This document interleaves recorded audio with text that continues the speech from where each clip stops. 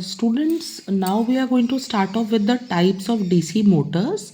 So just like you studied the DC generators, DC motors again can be divided on the basis of their field excitation. Okay, so they can be classified as, the first one is the separately excited DC motors. So now the separately excited DC motor that you can see over here is, now what you can see here is that this is your motor. It is being supplied by an applied voltage V, and the current is flowing from the terminals, the power supply terminals, towards the motor, and in result an EMF is created that is known as the back EMF. For the magnetic domain, you require one magnetic field.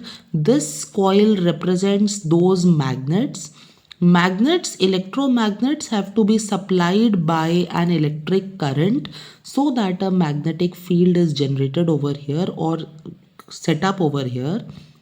Those, that supply of current is coming from a battery. Okay, now since it is a separate source of excitation for the field winding, that is why this is known as the separately excited. इसको हम separately excited इसलिए बोलते हैं क्योंकि इसकी जो field winding है इसको हम अलग से एक्साइटेशन प्रोवाइड कर रहे हैं. That is why it is known as the separately excited.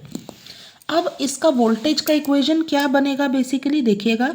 अब जैसा कि मैंने आप लोगों को इसके प्रीवियस टॉपिक 7 वाले वीडियो में आई टोल्ड यू ना कि भाई जो अप्लाइड वोल्टेज है वो हायर है ना.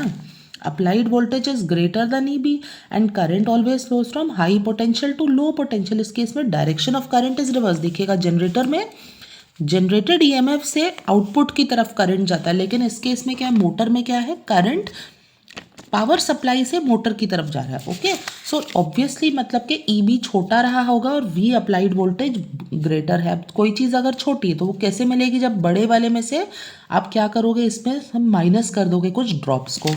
तो वही चीज़ यहाँ पर हो रही है कि जो आपको बैक ईएमएफ, ये जो ईबी की जो वैल्यू है ना वो कितनी हो जाएगी, वी, ये जो वी है माइनस वोल्टेज ड्रॉप्स. अब कौन से वोल्टेज ड्रॉप्स, ईबी, क्योंकि back EMF multiplied by R A, क्योंकि इसकी रेजिस्टेंस है बैक ईएमएफ, इसकी सॉरी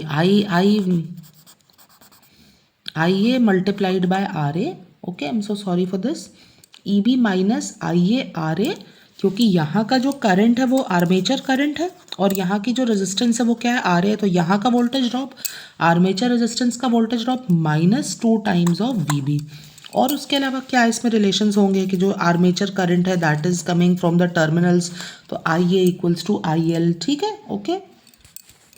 अब जो नेक्स्ट टाइप की मोटर है that is the self excited DC motor. अब इसको अपन सेल्फ एक्साइटेड क्यों बोलते हैं बच्चों, सेल्फ एक्साइटेशन का मतलब ये है कि अब जो आपकी फील्ड वाइंडिंग है उसको करंट हम कोई एक्सटर्नल सोर्स से नहीं देंगे, कोई बैटरी अलग से नहीं लगा रहे हैं, बल्कि जो हमारे पास यहाँ पर जो चीज़ मोटर को सप्लाई कर रहे हैं ना, जो करंट, उसके साथ साथ कुछ करंट जो है वो सप्लाई वोल्टेज से हम कुछ करंट हमारे शंट, हमारे फील्ड वाइंडिंग में भी पहुँचा रहे हैं. That is why it is known as the self excited.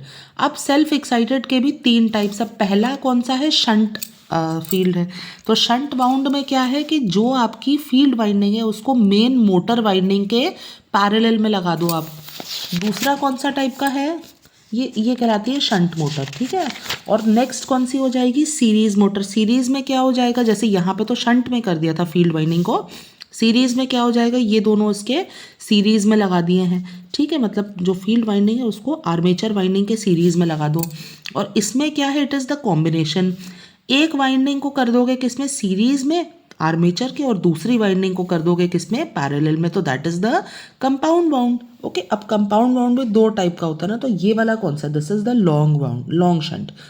ठीक, अब अगर अपन इस वाली जो वाइंडिंग है शंट वाउंड का अगर अपन वोल्टेज का इक्वेशन बनाते तो देखिएगा क्या बन रहा है. शंट फील्ड का वाइंडिंग का वोल्टेज इक्वेशन थोड़ा यहाँ ध्यान दीजिएगा. जो अप्लाइड वोल्टेज है तो V, अच्छा पहली बात तो करंट का रिलेशन है, तो जो IL है, जो करंट यहाँ से टर्मिनल से आ रहा है, that is equal to the sum of what, 2 currents है यहाँ पर. एक करंट जो आर्मेचर में जा रहा है, दूसरा करंट यहाँ पे जा रहा है, तो रिलेशन क्या बनेगा, I L equals to I A plus I shunt. एक तो ये चीज़ हो गई। दूसरी बात जो है यहाँ पर इसका वोल्टेज का इक्वेशन क्या बनेगा, E B back E M F equals to V minus I A R A minus 2 times of V B.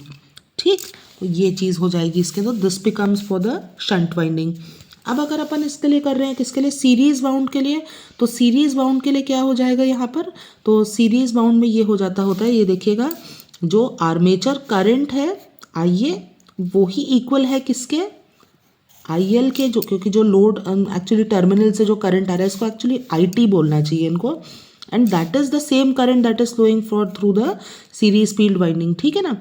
अब जो आपका ई बी है, ई बी की वैल्यू कितनी हो जाएगी, देखिएगा जो यहाँ पर वोल्टेज आ रहा है वो कितना आ रहा है, देखिएगा ई बी इक्वल्स टू ये वाला वी माइनस, अब ड्रॉप्स कौन सा, सबसे पहला ड्रॉप तो यहाँ मिल गया, तो minus I series multiplied by R series minus जो यहाँ ड्रॉप है तो minus I A R A minus 2 times of ये वाला वोल्टेज ड्रॉप, तो 2 टाइम्स ऑफ वी बी। तो ये बन जाती है इक्वेशन हमारी किसकी, ई बी की, बैक ई एम एफ की।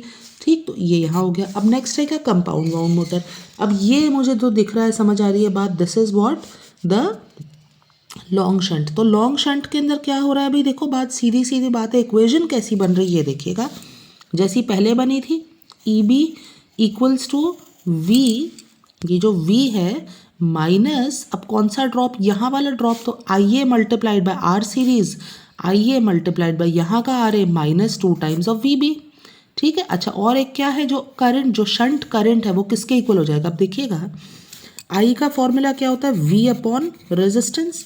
अब अगर हमको यहाँ का करंट निकालना है तो, लेकिन हमको पता होना चाहिए वोल्टेज, अब यहाँ का हमें करंट निकालना है ना, तो ये दो टर्मिनल्स के बीच का वोल्टेज कितना है, current in parallel remains the same, तो ये किसके इक्वल है, वी के, तो वी डिवाइडेड बाय, अब यहाँ का रेजिस्टेंस कितना है, आर शंट, इस वाली ब्रांच का रेजिस्टेंस कितना है, आर शंट, तो वी अपॉन आर शंट। ठीक, तो इस तरीके से आप, अच्छा the compound motor can be divided, सब डिवाइडेड एज, पहला कौन सा है, क्यूम्युलेटिव कंपाउंड मोटर, दूसरा कौन सा है, डिफरेंशियल कंपाउंड मोटर। तो क्यूम्युलेटिव कंपाउंड मोटर में क्या हो जाएगा, when the flux produced by both the windings is in the same direction, अगर दोनों ही वाइंडिंग्स में प्रोड्यूस हुआ मैग्नेटिक फ्लक्स सेम डायरेक्शन में है तो it is known as the cumulative compound motor.